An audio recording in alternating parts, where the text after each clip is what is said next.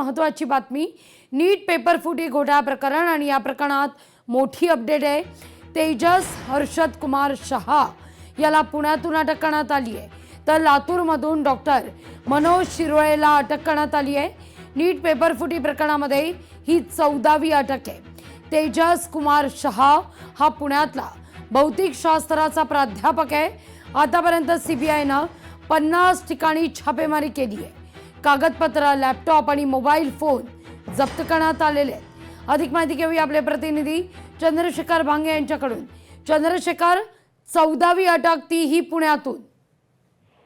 लागवी आपण खरं तर बघू शकतो या सगळ्या प्रकरणामध्ये जी मोठी कारवाई ती सीबीआयने केलेली आहे।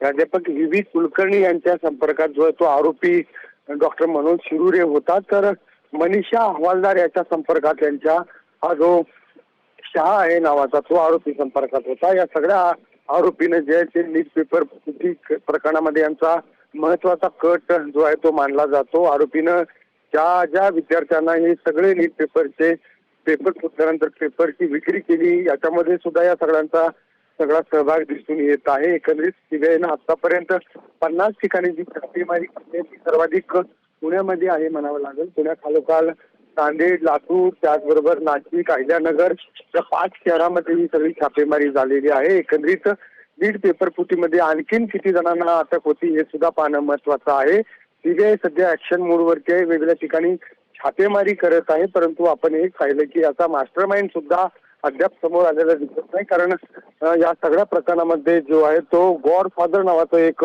नाव सध्या समोर येत आहे। हा नेमका गॉडफादर कोण आहे हे अद्याप समोर आलेले नाही।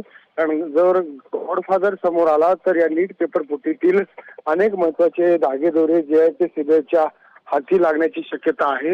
खरं तर लागवी आपण पाहिलं की सीबीआय सध्या मोठ्या प्रमाणात छापेमारी करत आहे आणि या सगळ्या छाप्यामध्ये सीबीआयला महत्वाचे धागेदोरे हाताला लागत आहेत। लागवी। चंद्रशेखर, धन्यवाद तुम्ही दिलेल्या एकूणच सविस्तर माहिती करता।